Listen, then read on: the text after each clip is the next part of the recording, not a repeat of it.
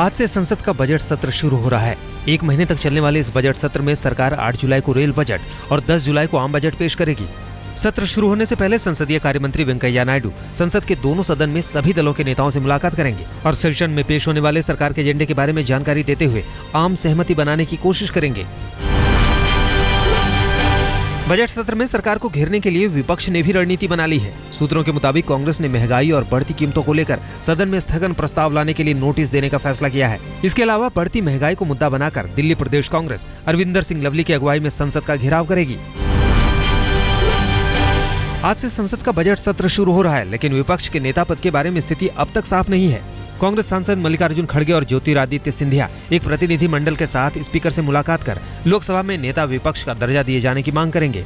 कांग्रेस की दलील है कि लोकसभा में नेता प्रतिपक्ष का दर्जा प्राप्त करने के लिए वो सभी औपचारिकताओं को पूरी कर रही है। जो salary allowances leader of the opposition का बिल 1977 में पास हुआ, जो 2003 में अमेंड हुआ है 2002 तक के लिए, उसमें बहुत साफ लिखा गया है कि जिस पार्टी को भी अपोजिशन की सबसे ज़्यादा एमपीज़ होंगे उनका लीडर जो है वो लीडर ऑफ द अपोजिशन होगा। मोदी सरकार ने यूपीए सरकार के कार्यकाल में नियुक्त राज्यपालों को बदलने की प्रक्रिया तेज कर दी है। गुजरात की राज्यपाल कमला बेनीवाल का तबादला मिजोरम कर दिया गया है। गुजरात का प्रभार फिलहाल राजस्थान के राज्यपाल मार्गरेट अल्वा को सौंपा गया है। मिजोरम के राज्यपाल वी पुरुषोत्तमन को नागालैंड भेजा गया है। महाराष्ट्र के जलगांव में एनसीपी नेता और राज्य के उप मुख्यमंत्री अजित पवार ने विधानसभा चुनाव में फिर से आधी सीटों पर लड़ने की बात कही है। एक कार्यक्रम के दौरान अजित पवार ने कहा कि लोकसभा चुनाव में एनसीपी ने कांग्रेस से ज्यादा सीटें जीती हैं, इसलिए विधानसभा की 288 सीटों में से 144 पर लड़ने का उनका हक बनता है। हरियाणा के मुख्यमंत्री भूपेंद्र सिंह हुड्डा ने कैथल में घोषणा की है कि 11 जुलाई को हरियाणा विधानसभा में हरियाणा शिरोमणि गुरुद्वारा प्रबंधक कमेटी के गठन के लिए बिल लाया जाएगा और कानून बनाकर अलग एसजीपीसी का गठन किया जाएगा। पंजाब के उप मुख्यमंत्री सुखबीर सिंह बादल ने आरोप लगाया कि कांग्रेस पार्टी हमेशा से ही सिख विरोधी रही है और वो सिखों के धार्मिक मामलों में भी हमेशा से ही दखलंदाजी करती रही है।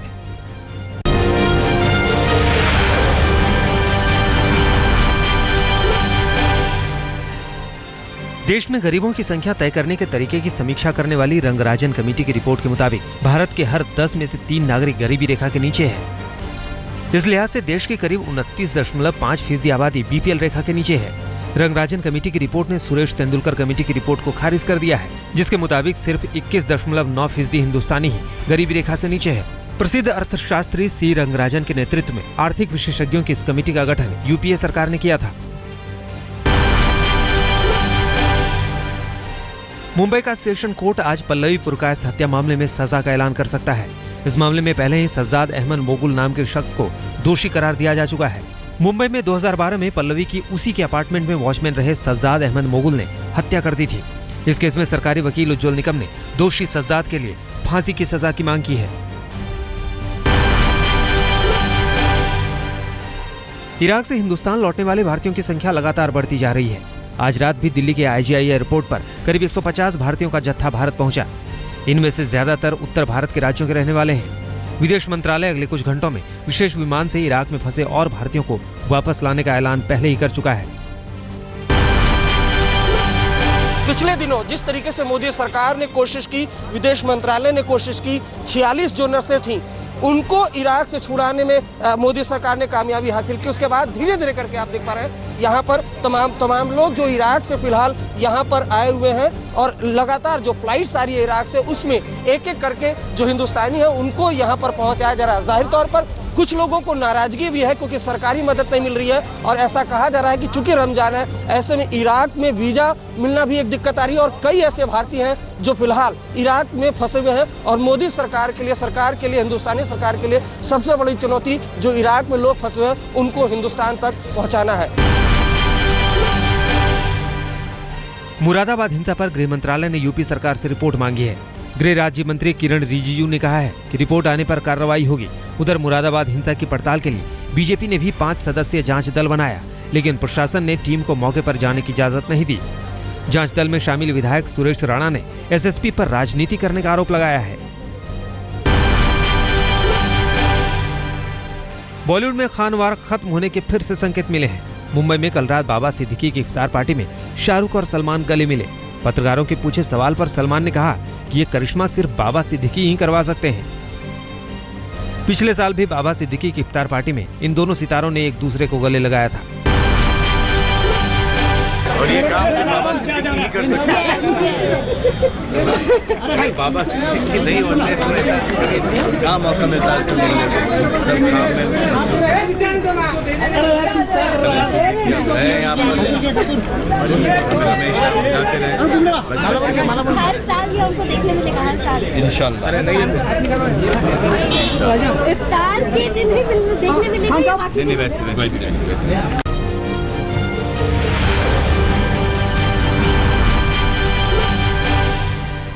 अंडरवर्ल्ड डॉन दाऊद इब्राहिम की बहन हसीना पारकर का कल मुंबई में दिल का दौरा पड़ने से निधन हो गया। हसीना पारकर दाऊद इब्राहिम की सगी छोटी बहन थी। मुंबई के नागपाड़ा इलाके में रहने वाली हसीना पारकर पर फिरौती मांगने का केस चल रहा था। सूत्रों के मुताबिक बहन की मौत पर दाऊद इब्राहिम जमकर रोया और फेसबुक स्काइपी के जरिए मुंबई में घरवालों से उसने बात भी की। इस्लामिक कानून के तहत शरीयत अदालतें कितनी संवैधानिक हैं, इस पर सुप्रीम कोर्ट आज फैसला सुनाएगा। कुरान और हदीस की मदद से मुसलमानों के पारिवारिक झगड़ों को निपटाने वाली शरीयत अदालतें वैधानिक है या नहीं, साथ ही इनके जारी होने वाले फैसलों की कानूनी हैसियत क्या है, इस पर सुप्रीम कोर्ट फैसला सुनाएगा। इसके अलावा मुस्लिम धर्मगुरुओं की ओर से जारी होने वाले फतवे पर रोक लगाने की मांग पर भी कोर्ट अपना फैसला देगा। दिल्ली से सटे नोएडा के फोर्टिस अस्पताल पर गंभीर लापरवाही का आरोप लगा है। ऑपरेशन के बाद महिला के पेट में ही डॉक्टरों ने पट्टी का बंडल छोड़ दिया।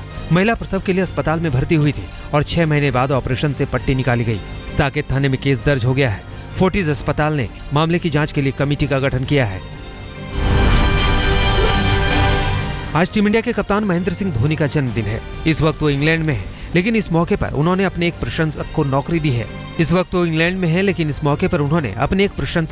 दी है। धोनी ने अपने नए फार्म हाउस के केयरटेकर के रूप में सहारनपुर के रहने वाले रविंद्र कुमार सैनी को रखा है। सैनी धोनी के फैन के रूप में जाने जाते हैं और पिछले 7 साल से रांची में हैं।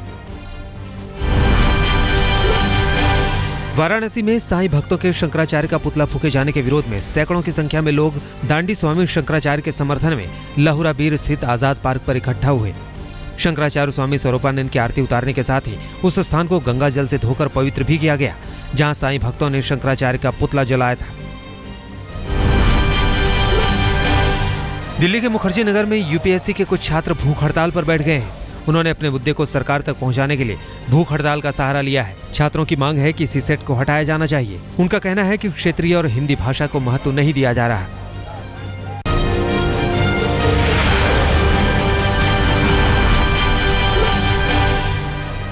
महाराष्ट्र के रायगढ़ जिले के मुरुड बीच पर समुद्र में नहाने गए 6 सैलानी डूब गए। ये सभी लोग मुंबई के चेंबूर से यहाँ घूमने के लिए आए थे। जिस होटल में ये रुके थे उसी होटल के पीछे समंदर में तैरने गए, लेकिन पानी का अंदाजा नहीं होने की वजह से सभी समंदर में खींचे चले गए और आखिरकार डूब गए। मारे गए सभी लोगों की उम्र 40 से ज्यादा थी। उत्तर प्रदेश में मुजफ्फरनगर के पास चरथावल में एक महिला टीचर के साथ बलात्कार और उसका एमएमएस बनाने का मामला सामने आया है। टीचर जब स्कूल से घर जा रही थी, उसी वक्त गांव का ही एक शख्स उसे जबरदस्ती सुनसान जगह पर ले गया और उसके साथ रेप किया। उसके 2 दोस्तों ने वारदात को मोबाइल में कैद कर लिया। पुलिस ने बलात्कार और एमएमएस बनाने की धाराओं में मुकदमा दर्ज कर लिया है। तीनों आरोपी भी पुलिस की गिरफ्त में हैं। दिल्ली में जामिया नगर के जौहर फार्म इलाके में अरहम नाम के एक लड़के का कत्ल कर दिया गया।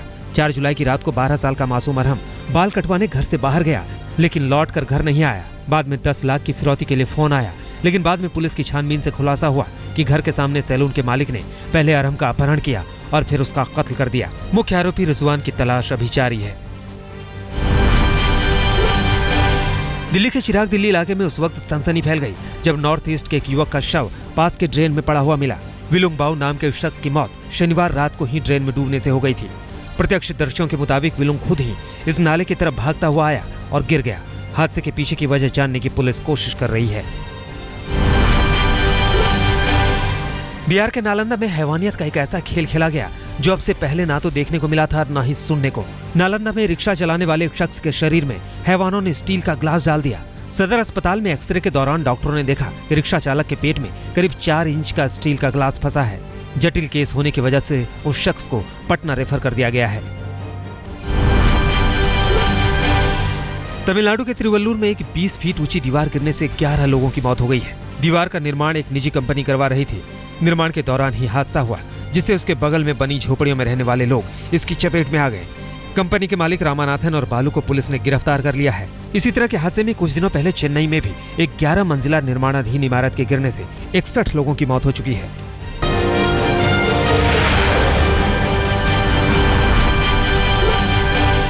दिल्ली में रात करीब 12:30 बजे सराय काले खां के पास सड़क हादसे में 2 लड़कों की मौत हो गई। राजेश और रमन नाम के 2 युवक बुलेट से नोएडा अपने घर जा रहे थे। अचानक बुलेट के आगे का टायर फट गया, जिससे बाइक सड़क पर गिर गई और पीछे से आ रहे तेज रफ्तार ट्रक ने बुलेट सवार दोनों युवकों को कुचल दिया। दोनों की एम्स ट्रॉमा सेंटर में मौत हो गई। दिल्ली के मयूर विहार इलाके की जीडी कॉलोनी में बिजली का करंट लगने से राघवेंद्र नाम के एक व्यक्ति की मौत हो गई। जीडी कॉलोनी के मकान नंबर A151 के पास से BSES की बिजली की 1100 वाट की तार गुजर रही थी। उसी तार की चपेट में आने की वजह से राघवेंद्र की मौत हो गई। घटना के बाद से लोगों में काफी गुस्सा है। दिल्ली के भजनपुरा इलाके में एक ज्वेलर से बदमाशों ने 55 लाख रुपए की कीमत का सोना लूट लिया। बाइक सवार बदमाशों की तादाद 2 बताई जा रही है। ज्वेलर अपनी दुकान बंद कर घर जा रहे थे, तभी उनके साथ लूट की वारदात को अंजाम दिया गया। वारदात थाने से चंद कदमों की दूरी पर ही हुई है। असम के चिरांग जिले में बिजनी शहर में 2 ग्रेनेड ब्लास्ट में 3 लोग घायल हो गए। पहला ब्लास्ट बिजनी शहर के कुरीबारी ब्लॉक स्थित PBF कार्यालय के करीब हुआ। दूसरा धमाका कोयला बाजार इलाके में हुआ। इस घटना के बाद इलाके में सुरक्षा व्यवस्था बढ़ा दी गई है। इस घटना में संदिग्ध NDF गुट के उग्रवादियों का हाथ होने की आशंका है। वाराणसी के कैंट स्टेशन में पूछताछ केंद्र में प्लाई का बना सीलिंग अचानक टूट गया, जिससे ड्यूटी पर बैठे कर्मचारी सहित एक अन्य शख्स बुरी तरह घायल हो गए। आनन फानन में इन्हें नजदीकी रेलवे अस्पताल ले जाया गया। अभी सीलिंग का एक हिस्सा गिरा है, जबकि बाकी का हिस्सा सीवर का पानी रिसने से जर्जर है। आने वाले दिनों में बड़ी दुर्घटना की आशंका जताई जा रही है।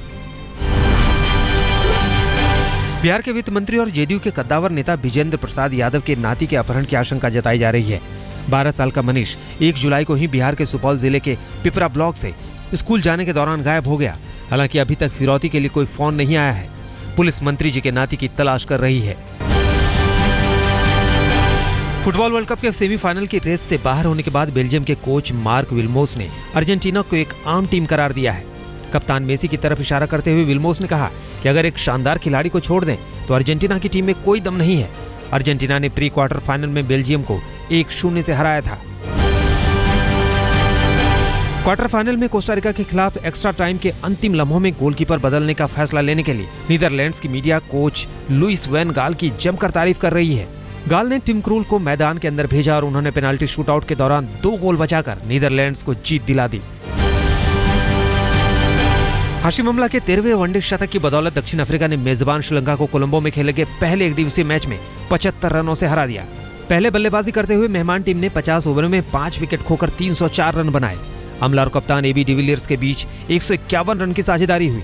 जवाब में श्रीलंका की पूरी टीम 41वें ओवर में 229 रन पर ऑल आउट हो गई। लुइस हैमिल्टन ने ब्रिटिश ग्रांड प्री पर कब्जा करके इस सीजन की फार्मूला 1 वर्ल्ड चैंपियनशिप जीतने की अपनी उम्मीद कायम रखी है। रेस में ज्यादातर समय तक हैमिल्टन की मर्सिडीज टीम के ड्राइवर निको रोजबर्ग लीड कर रहे थे, लेकिन गियर बॉक्स खराब होने की वजह से उनको रिटायर होना पड़ा। चैंपियनशिप टेबल में हैमिल्टन अब रोजबर्ग से सिर्फ 4 पॉइंट दूर हैं।